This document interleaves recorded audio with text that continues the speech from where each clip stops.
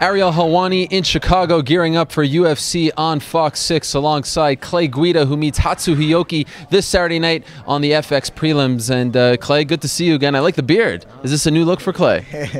Training beard, man. It's gets cold. It was cold in Albuquerque, and now the weather flip-flopped. It's in the 50s back there, and it's in the single digits out here. So just a little training beard, maybe hopefully a playoff beard for the Bulls, and now that hockey started up again, so hopefully the Blackhawks. Will you keep it on Saturday night?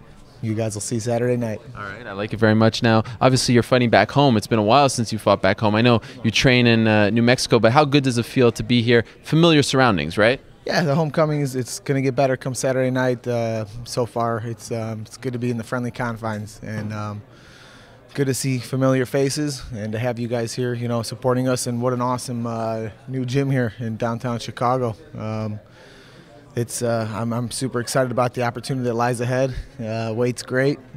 Looking at you know, a clean slate here at 145, making my debut against a very tough and you know, definitely Hatsu Hioki has definitely been tested. So we're gonna put it on him come Saturday.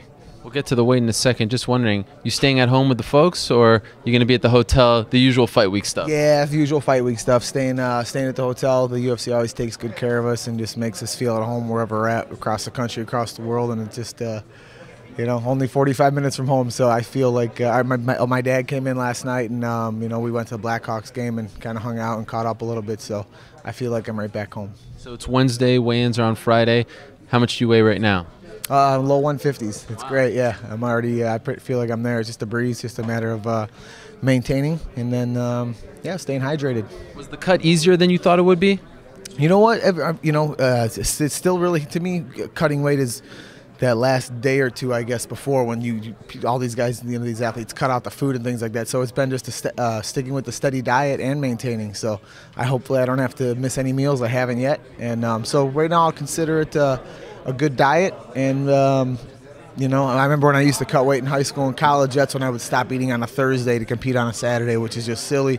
So it's just been maintaining and following the formula that's been laid out in front of me. How big of a change as far as your lifestyle is concerned has it been? Was it tough to get sort of on that track? That's been the most, yeah, just structure and eating more than I'm used to, you know, instead of stuffing myself, you know, after practice and then going into the gym, you know, after, you know, eating barbecue or eating sushi. Now it's like sometimes it's just being, oh, I got to eat in, you know, 20 minutes, or I just missed my meal, so I got to hurry up and eat now before I go work out. So it was more of things are more structured as far as times and just sticking to that and following the format.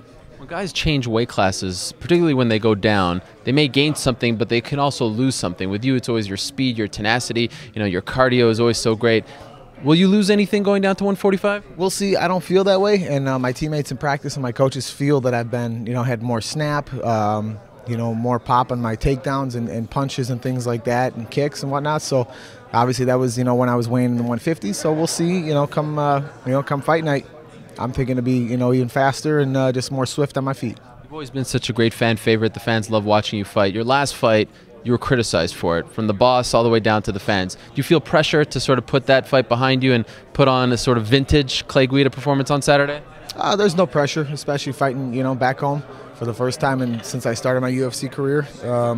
It's been 6 or 7 years, and most educated fans and loyal fans and educated media, and Dana knows anytime I get in the cage, you know, whether, you know, anytime Gray Maynard or whoever gets in there, certain guys, we have a chance to have a fight of the night, fight of the year candidate. So it's just a matter, you know, of it might be Saturday night, it might be my next fight, but come Saturday, you guys are going to see fireworks, and we're going to bring the madhouse down.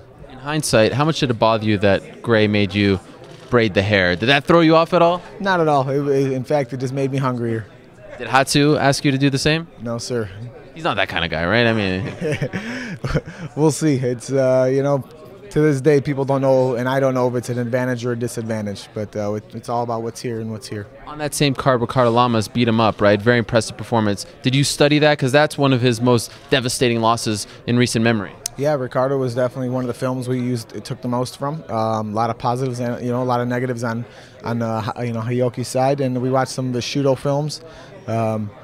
Very technical, you know. He uses his range to his advantage, his size, his takedowns, and we're going to expose all of his weaknesses come Saturday. All right, Clay, good luck. Always a pleasure. Looking forward to it. Thank you guys so much. Thank you, Chicago. Follow us on Twitter at Clay Guida and check out Clay Guida's MMA Stop Fitness down in Crest Hill, Illinois. Thank you guys.